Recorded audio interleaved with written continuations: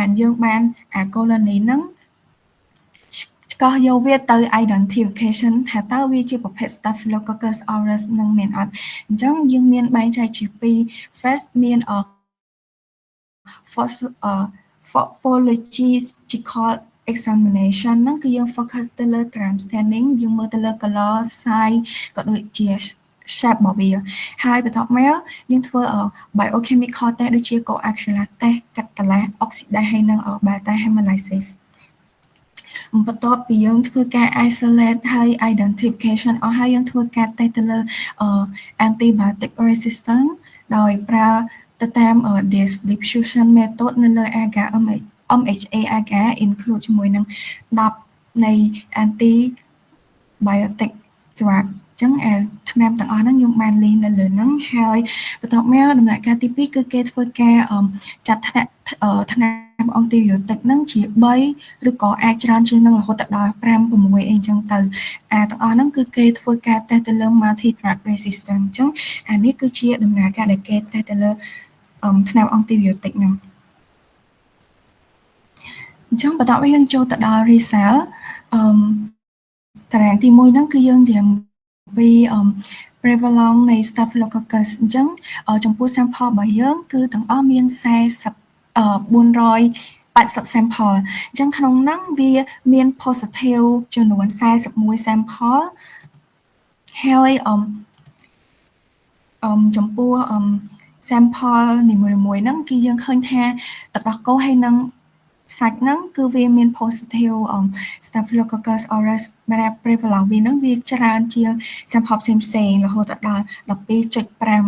ញ្ចឹងបានថា sample ពីរហ្នឹងវា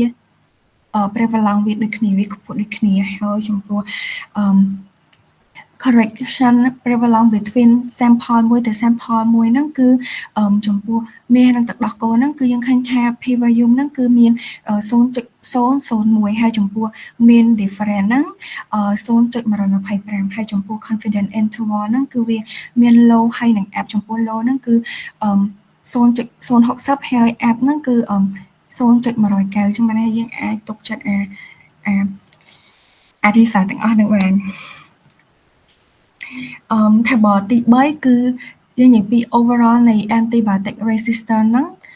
ដែលបានគេនិយាយពី overall នៃថ្នាំហ្នឹងថាថ្នាំមួយណាដែលវា resistant ជាមួយនឹងបាក់តេរីមួយហ្នឹងអញ្ចឹងយើងឃើញថាប្រភេទថ្នាំKanamycin ហ្នឹងគឺវា resistant ខ្ពស់ជាងគេរហូតដល់39% ហើយបន្ទាប់មកយើងឃើញថាមាន tetracycline ដែលវា resistant នឹងដែរហើយចំពោះថ្នាំដែលវាអត់មាន resistant មកମାନେវា sensitive ជាមួយថ្នាំមួយហ្នឹងវាអាចស្លាប់បាក់តេរីប្រភេទហ្នឹងគឺ imipenem ហ្នឹងគឺវាអត់មាន resistant អីទេចឹងថាបបន្ទាប់គឺគេនិយាយ specific មួយទៅលើ sample មួយថាតើ sample មួយណាវាresistant មួយថ្នាំប្រភេទទាំងអស់ហ្នឹងអញ្ចឹងយើងឃើញថាសាច់ហើយនឹងទឹកដោះគោហ្នឹងវាមាន resistant ខ្ពស់ជាមួយនឹងថ្នាំដែលយើងបានលិះមកហ្នឹងហើយចំពោះ A content ហ្នឹងគឺវាអត់សូវមាន resistant អីទេបើថាវាអត់វាមានភាពធន់នឹងថ្នាំប្រភេទទាំងអស់ហ្នឹងចំពោះថាមកចុងក្រោយគឺ multi drug resistant អញ្ចឹងក្នុងចំណោម sample ទាំងអស់គឺទឹកដោះគោគឺវាមាន multi drug resistant ច្រើនជាងគេមានដូចជាresistant ជាមួយនឹងថ្នាំ6ប្រភេទ4ប្រភេទអីចឹងទៅអញ្ចឹងគឺវាឃើញមានច្រើនជាងប្រភេទ sample ផ្សេងទៀតហើយដូចគ្នានឹងដដែលចំពោះពងមាន់ហ្នឹងក៏វាអត់មាន resistant អីជាមួយនឹងថ្នាំប្រភេទអីផ្សេងអីដែរ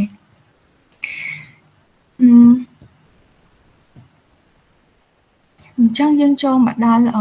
discussion អញ្ចឹងយើងដឹងហើយថា food contaminant ហ្នឹងគឺវាអាចបង្កទុក្ខទោសដែលវា contaminate ជាមួយនឹងបាក់តេរីហ្នឹងវាអាចបង្កទុក្ខទោសទៅដល់សុខភាពរបស់យើងអញ្ចឹងណាហើយបើសិនយោងទៅតាម WHO ហ្នឹងគឺគេបាននិយាយថា ការដែល food contaminate ជាមួយនឹងពពួក bacteria ហ្នឹងវាមានការរហូតដល់600លានករណីហើយករណីខ្លះវាអាចឈានទៅដល់ស្លាប់អីខ្លះដែរអញ្ចឹងទៅហើយចំពោះការសិក្សាមួយហ្នឹងក៏យើងឃើញថា prevalence ហ្នឹងគឺមាន high prevalence នៃ Staphylococcus aureus នៅក្នុង sample របស់យើងហើយក្នុងករណីដែលអាចធ្វើវាមាន prevalence ហ្នឹងក៏វា include ជាមួយនឹងកត្តាដូចជា environment ដែលយើង store ទុក sample របស់យើងហើយការអនាម័យបរិមាណបរិបទជុំវិញក៏ដូចជាចំពោះសារធាតុដែលវាមាននៅក្នុង sample របស់យើងក៏ដូចជា pH របស់យើងpH sample ហ្នឹងក៏វាអាចធ្វើឲ្យprevalence ហ្នឹងវាកើនឡើងដែរហើយចំពោះចំណុចបន្ទាប់គឺយើងឃើញថាទឹកដោះគោហើយនឹងសាច់ហ្នឹងគឺវាមាន high prevalence ខ្ពស់ជាងគេហើយចំពោះantibiotic resistance ហ្នឹងដូចបានដាក់នៅក្នុងតារាងខាងលើអញ្ចឹងយើងឃើញថាKanamycin ហើយនឹង tetracycline ហ្នឹងគឺវាមាន high prevalence ខ្ពស់ជាងគេចឹងយើងអាចប្រភេទបានថាកត្តាដែលអាចធ្វើឲ្យវា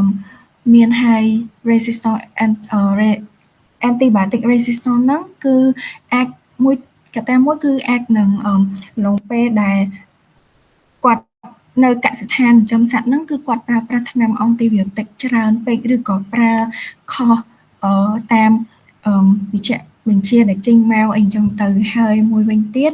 អាចបើជាធម្មតាប្រភេទបាក់តេរីមួយហ្នឹងវាមាននៅក្នុងប្រភេទអាហារហ្នឹងវាប្រកាសជាមាននៅក្នុងហ្នឹងហើយអញ្ចឹងវាអាចនៅប្រភេទហ្នឹងវាធន់នឹងពួកហ្នឹងស្រាប់អញ្ចឹងអាចមកពីកត្តានេះថាដែរហើយចំពោះ multi-drug resistant ហ្នឹងគឺយើងឃើញថា animal soft ហើយកត្តាមួយហ្នឹងក៏វាអាចឲ្យយើង concern ទៅលើករណី food safety ហើយនឹងantibiotic resistant ហ្នឹងអញ្ចឹងវាគឺជាកត្តាមួយដែលសំខាន់ដែលយើងត្រូវ concern ពីវាដោយសារតែវាអាចផ្ដល់ទុក្ខទោសទៅដល់មនុស្សក៏ដូចជាហានិភ័យសុខភាពពិភពលោកទាំងមូលហ្នឹងផងដែរហើយនេះគឺជា reference ហើយ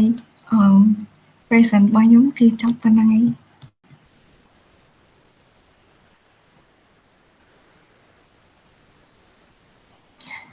ចាំឲ្យអ្នកគ្រូចាអរគុណអូន COE អរគុណសម្រាប់ការធ្វើបទបង្ហាញនៅក្បោះក្បាយអញ្ចឹងបន្ទាប់នេះអ្នកគ្រូចង់បើកឲ្យទៅ audience របស់អូនមិត្តភក្តិរបស់អូនឬក៏អ្នកដែលបានកំពុងចូលរួមនៅក្នុង seminar នេះអាចចោទជាសំណួរសួរទៅកាន់ COE បើសិនជានៅក្នុងករណីចំណុចណាដែលអត់ទាន់ឬក៏ចង់ឲ្យ COE បញ្យល់បន្ថែមអញ្ចឹងអ្នកគ្រូសូមបើកឱកាសឲ្យអូនអាចបើកម៉ៅនិយាយតែម្ដងក៏បានដែរអូខេសូមមួយសំណួរពីក្រុមផ្សេងរួមទាំងក្រុមរបស់ COE ផងដែរណា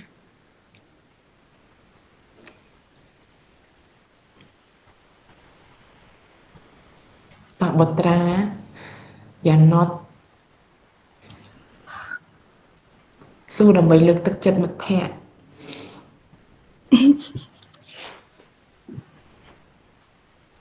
ិពេលសិនឃើញថាប្រភេទទឹកដោះគោហើយនឹងសាច់ហ្នឹងមាន resistance ជាមួយនឹង antibiotic ច្រើនជាងគេអញ្ចឹងជួយប្រាប់មូលហេតុបានអត់ថាហេតុអីបានជាប្រភេទពីរហ្នឹងវាមានភាព resistance ជាមួយនឹង antibiotic ជាងប្រភេទសបកពងមាន់ហើយនឹងផ្នែកខាងក្នុងនៃពងមាន់ហ្នឹងឈ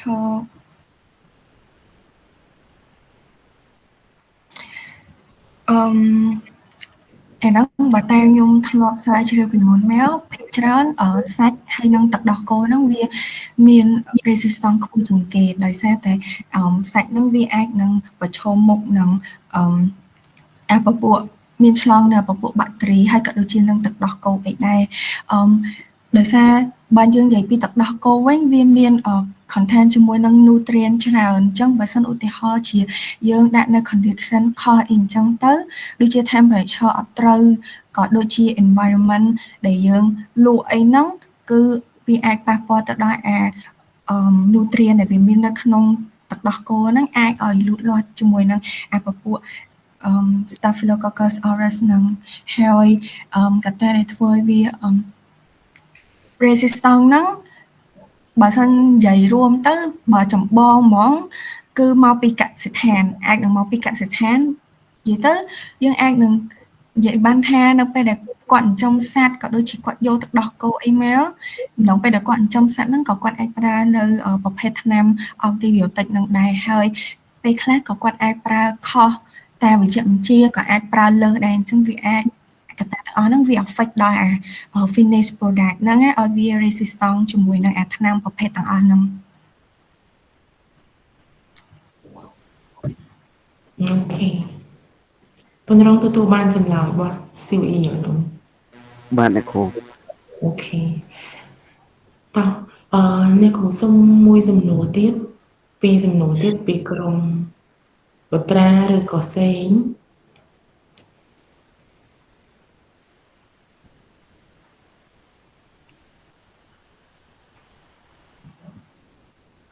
ចន្ទធឿនឬក៏យ៉ាងណត់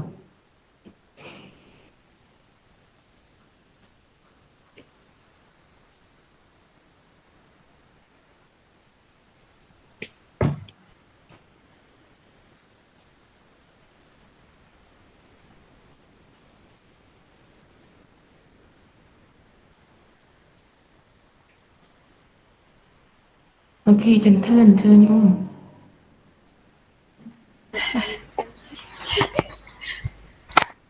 កន្លែង slide ទី9 slide ទី9នេះមែនហ្នឹងហើយកន្លែងហ្នឹងគេធ្វើមីតហើយឈឺសាច់នឹងមានហ្នឹងពីរ method ផ្សេងគ្នាហ្នឹងmethod ដូចគ្នាតែគេដូរ media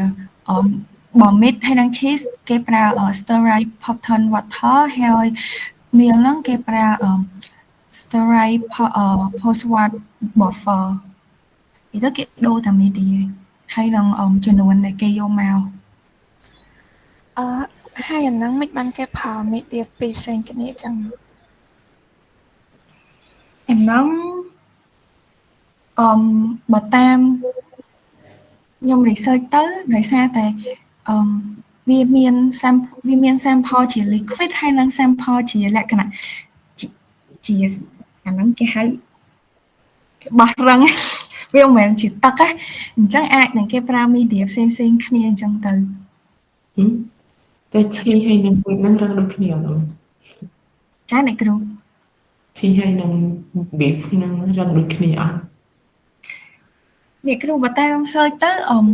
ពពួក liquid ហ្នឹងឯងគេប្រើប្រភេទអាហ្នឹងហ្មងហើយបើក្រៅពីអា liquid ហ្នឹងគេប្រើផ្សេងដូចពងមាន់ចឹងអ្នកគ្រូពងមាន់ហ្នឹងគេប្រើអា stearin Pupton ហ្នឹងហ្មងតែបើពួក liquid ហ្នឹងគេប្រើនេះហេចន្ទធឿនមានអីទៀតទេអូនចូលឡាប់គ្រូបាត់បាននេះយ៉ាងណោះCE សុំទៅ slide ទី10ហេតុអីបានគេថាចាំមើលកន្លែងនេះបន្ទាប់ពី incubate នៅ10 mm ហើយតើគេយកអីគេយកទៅ wash មួយ70 alcohol ហ្នឹង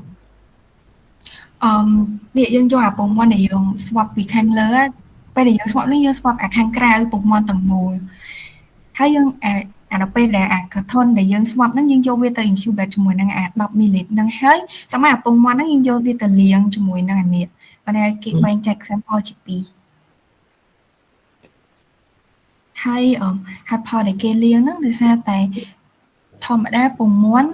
វាងាយ infection ជាមួយនឹងអីផ្សេងបាក់តេរីផ្សេងក៏អាចវា contaminate ជាមួយនឹងអា sample របស់យើងអាចខូច result អីចឹងទៅអញ្ចឹងមិនគេត្រូវលាងវាក៏ដូចជានិយាយទៅធ្វើវាឲ្យផ្ចិតផ្ចង់ជាង sample ផ្សេងចឹងហេ ខ្ញុំអានឃើញចឹងអ្នកគ្រូ រឿងមិត្តភក្តិយើងមើលឃើញអញ្ចឹងដូចស៊ីវអ៊ីហ៎